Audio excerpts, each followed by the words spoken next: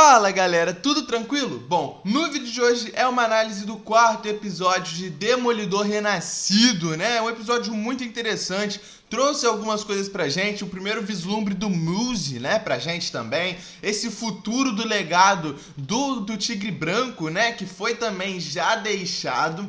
A gente consegue perceber isso e até referência aos Skrulls, galera, exatamente. Vamos começar essa análise do começo do episódio, né? Bom, já começa da mesma forma que termina o último episódio, mostrando um pouco mais sobre o assassinato de Hector Ayala, do nosso Tigre Branco, né? Nós vemos que o seu traje, o seu amuleto foram guardados, né? Lá naquele tipo de IML, né? Não, é um necrotério, né? Foi guardado ali o seu traje e logo em seguida nós vemos Angela Del Toro, a sobrinha de Hector Ayala, indo atrás do seu tio, querendo ver o seu tio, né? Coisa que não acontece até porque ela é muito jovem, né? E tendo uma conversa com o próprio Matthew Murdock. E ali a gente já consegue ver que ela tá muito revoltada com tudo que aconteceu. Ela não fecha com os policiais e ela sabe que foram os policiais, né? Ela não é idiota. Isso prova pra gente que além dela ser muito inteligente e essa revolta dela vai ser compensada de alguma forma com ela se tornando a Tigresa Branca, como eu falei com vocês na análise do terceiro episódio. É assim nos quadrinhos e provavelmente vai ser assim também no futuro da Marvel, quando ela crescer um pouquinho mais, né? Quando Hector Ayala morre nos quadrinhos, a sua sobrinha Angela Del Toro, que é essa garotinha, né? Ela assume o manto de Tigresa Branca, né? Não a Tigresa Branca mais famosa, até porque ela morre para a Lady Mercenário nos quadrinhos. E aí sim, Ava Ayala, né? Que é outra, né, Tigresa Branca, se eu não me engano, ela é neta, né, ela também tem parentesco com o Hector Ayala, ela assume de fato a Tigresa Branca e assim se torna a Tigresa Branca mais conhecida que a gente tem nos quadrinhos, né. E bom, ali no começo ainda nós temos, né, o Daniel conversando junto com a Bibi e Yurik, né, dentro daquela balada, a gente vê eles ali na balada e tal, curtindo, e ali foi loucura, né, ele tava bêbado, ele fala até pro rei do crime que ele usou ketamina, né? Porra, muito saudável pra alguém que usa ketamina, mas, né, ele joga a merda no ventilador e ele tá com a Bibi Yuri, que é a Bibi Report, e além dela querer crescer com o seu jornal virtual, ela também não tá do lado do rei do crime, como eu falei com vocês lá na análise do episódio 2, né? Que ela estava trabalhando com o rei do crime, mas ela sabe o que o rei do crime fez com, né, o seu tio, então ela não tá do lado do rei do crime, ela tá ali no meio de todo mundo para conseguir informação. E é o que ela consegue e é a matéria que ela faz do lixo do prefeito, né? Vemos todo esse escândalo que é causado e o próprio Daniel fica no olho da rua. Né? E por que o rei do crime não demitiu o Daniel? Porra, ele fez uma coisa absurda. Se fosse, né, o rei do crime há alguns anos atrás, teria matado o Daniel, teria feito um escândalo. Por que ele não demitiu o Daniel? Além, né, dele ter uma compaixão maior pelo Daniel, por causa, né, do Daniel ser de fato, poder ser, né, ainda não tá confirmado, o seu filho, né, o filho da Vanessa, no caso, né, ele também aprendeu um pouco sobre o perdão, justamente naquela sessão de terapia de casal que ele teve com a Vanessa, que é mostrado pra gente tudo que a gente já imaginava, né? A traição da Vanessa com o Adam, galera, e nós vemos o Adam no final do episódio, eu vou chegar lá, tá? Bom, é revelado pra gente que, de fato, a Vanessa se sentiu traída pelo rei do crime ter deixado ela longe por muito tempo, e ela traiu o rei do crime no casamento deles com o tal do Adam, que a gente não sabia até então quem era, né? E até é mencionado naquela conversa ali que o Fisk deu um jeito no talarico, né? O Fisk conversou com ele. Naquele momento eu pensei, o Fisk obviamente matou, né? A gente vê que ele não matou e fez coisa pior, que é a tortura, né? A gente vê no final do episódio justamente isso, o Adam vivo e o Adam sendo torturado, de fato, né? Mostrando a natureza do rei do crime novamente à tona, né? Ele pagando como um bom samaritano na terapia terapia, sendo que nem a Vanessa deve saber o que ele tá fazendo com o Adam. O Adam tá vivo até hoje, o Adam desapareceu, a Vanessa nunca mais viu o Adam, e o Rei do Crime vê o Adam toda noite quando vai almoçar os seus pratões lindos, e o cara tá sendo mantido em cativeiro na casa do Rei do Crime, né, cara? E bom, nós vemos também o Larry Bradford, galera, aquele cara, aquele criminoso ali que roubou pipocas doces pra comer. Um detalhe interessante nisso tudo, né, além da crítica social de que, pô, é o próprio cara mesmo, né, ao invés da polícia se preocupar com grandes coisas que tá acontecendo, com outras coisas, tá preocupado em gastar mais prendendo ele do que dando o seu vale-refeição que ele perdeu, né, por ter feito vários furtos e coisas desse tipo, né. Mas um detalhe muito interessante que a gente vê na conversa dele com o Matthew Murdock lá na delegacia, né, é justamente ele falando sobre os Screws, galera. Exatamente, os Screws foram mencionados naquela conversa ali.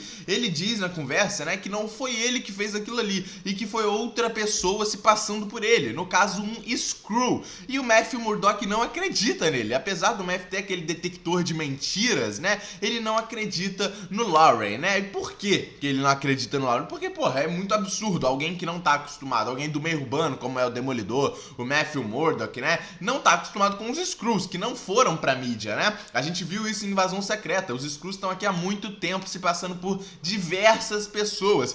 E isso não foi pra mídia, sabe? Até porque seria uma loucura se fosse pra mídia, né? Ia criar uma grande guerra, né? E bom, quando ainda ali na delegacia, a gente vê mais uma vez o Matthew usando o seu detector de mentiras com o batimento cardíaco quando ele vai interrogar o Poirot, né? Até porque ele acha que quem matou o Hector Ayala naquele momento ali foi o policial Poirot. Mas não foi, galera. E se não foi o Poirot, por quem que foi? Quem que matou o Hector Ayala no final do último episódio, né? Galera, foi nada mais nada menos, né? Se for bem adaptado igual aos quadrinhos, Cole North, galera. Sim, Cole North é um policial americano, né? Um policial lá dos Estados Unidos, de Nova York. Ele está presente nos quadrinhos e ele é o policial principal nos quadrinhos por fazer, né, uma nova patrulha de policiais ali fora da delegacia, fora da polícia de Nova York, né, um tipo de organização que usam, né, nos seus coletes o símbolo do justiceiro. E o que a gente tá vendo nessa série inteira? Policiais com tatuagens, policiais com a bala mesmo ali que matou o Hector Ayala com o símbolo do justiceiro, ou seja,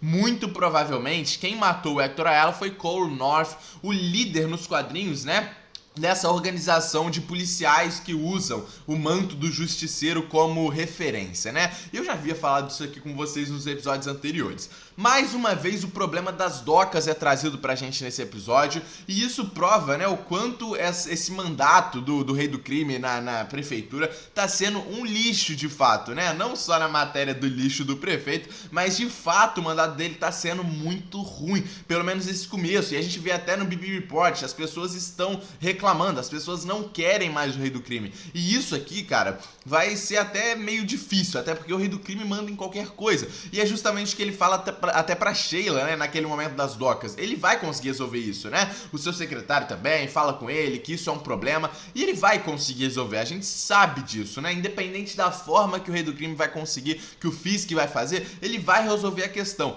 Mas, galera, não é muito simples assim, entende? Ele tá lidando, né, com os chefes do crime, que ele não tem mais ligação, né? Chefes do crime batendo de frente com ele, batendo de frente, até mesmo recebendo, como a Vanessa pagou lá pra eles no último episódio. Então, cara, isso aqui vai ser um grande problema e que vai encarretar em mais coisas durante a série inteira, né? E bom, vemos ali o Matthew tentando identificar a bala, né? Ele vai até o local do crime, do Hector Ayala, né? Pra tentar achar a bala, até porque é muito suspeito a bala não ter ficado na cabeça do Hector Ayala, até porque não saiu do outro lado. Então, de alguma forma, né? A bala tava ali de alguma forma e ele encontra de fato a bala. E junto com a bala, o símbolo do justiceiro. E é óbvio, né? Porra, a primeira coisa que ele vai fazer é ir atrás de Frank Castle. E ele acha Frank Castle, né? Frank Castle está aposentado. Finalmente vemos a volta do justiceiro. Ainda do justiceiro não, né? Mas do Frank Castle, né? Barbudão, cabeludão. Assim como ele tá bem parecido com o visual dele na primeira temporada da sua série, né? Tá bem parecido e a gente vê que ele tá num tipo de esconderijo ali com as suas armas e tal, e ele tá com um macacão preto, o que parece de uma mercearia, mecânico, alguma coisa desse tipo, borracheiro, né? Ele tá trabalhando em alguma coisa desse tipo. E saindo agora da análise do episódio, partindo pra dublagem, galera, eu prefiro ver coisas legendadas, tá? Mas coisas assim quando saem, né? Estreia, série estreando, filme estreando, geralmente eu vejo dublado pra pegar mais detalhes, né? E galera, eu fiquei muito triste com isso aqui. Nada contra o Paul Rosa, né? Que é o novo dublador do Justiceiro. É um ótimo dublador, o cara é bom pra caramba. Mas, pô, galera, vai fazer falta, né? Vai fazer falta. É diferente. Eu senti a diferença e me pegou pra caramba, cara. Assim, não sei se é porque eu já tava muito acostumado com o Justiceiro, com outro dublador. Inclusive, eles trocaram, talvez, porque o dublador que era do Justiceiro antes é o mesmo dublador do Deadpool, né? Então pode ficar algum tipo de estranheza quando os dois personagens, por algum acaso, se encontrarem, né? Eu não vejo por essa forma, eu acho que não tem problema algum ser o mesmo dublador, até porque passava uma vibe muito mais pesada e Justiceiro, né?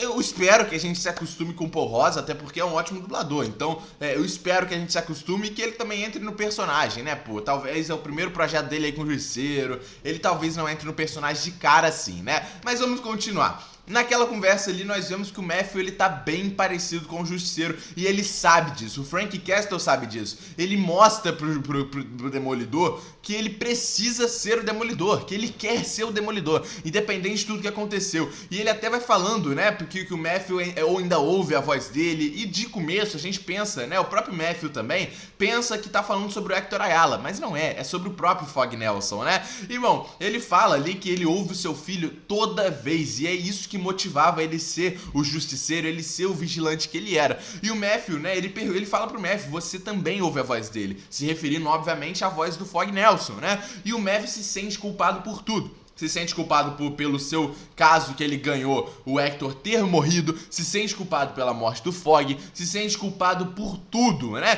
Ele, inclusive, se sente culpado desde a terceira temporada de Demolidor, quando, né, ele sentiu vontade de matar o mercenário, ele sentiu vontade de matar o rei do crime.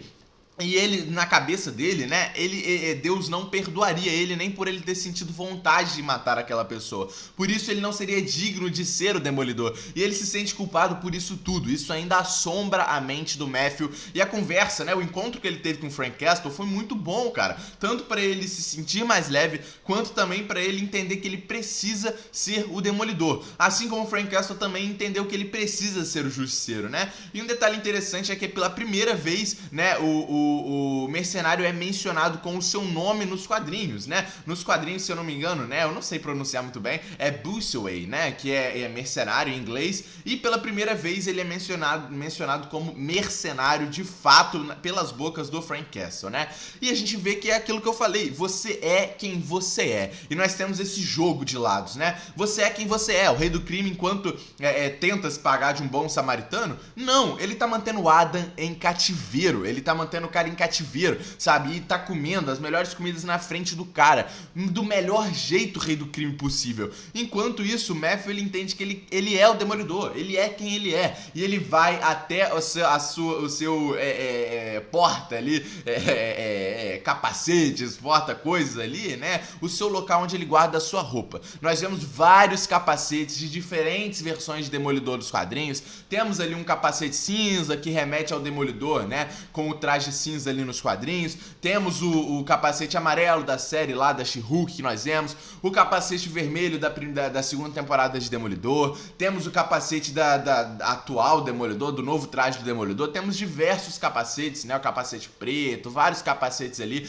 de vários trajes que o Demolidor já usou nos quadrinhos e pode usar futuramente aí nos filmes, né? E bom, é o que eu falei, você é quem você é. O Demolidor começa a treinar com os seus bastões clássicos ali dos quadrinhos também. também, e já mostra pra gente que ele vai voltar a ser o Demolidor de qualquer jeito. É isso que ele é, ele precisa entender que é isso que ele é, né? E termina o episódio mostrando um pouco mais do esconderijo do Mills, galera. Nós vemos lá no começo do episódio ele com um corpo nos trilhos lá de trem, né? E ele levando pra algum lugar. Termina o episódio mostrando essa continuação, ele com esse corpo lá no seu esconderijo. Não dá pra gente saber de fato quem é aquele cara, né? Ele, se eu não me engano, ele ainda não apareceu nessa série, não dá pra gente saber quem é. Nós vemos várias pinturas ao redor das paredes, mostrando os desenhos bizarros do Muse, né? E o seu traje, cara, muito parecido com os quadrinhos, seu traje lindo, perfeito, né? E ele fazendo essas capturas de sangue. Até porque o Muse é um cara muito...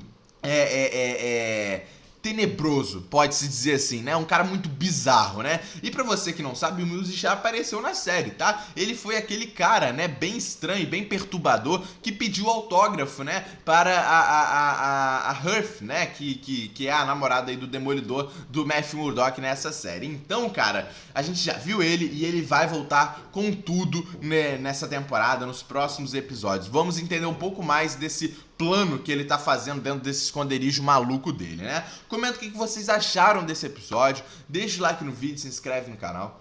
Tamo junto e é nóis, galera!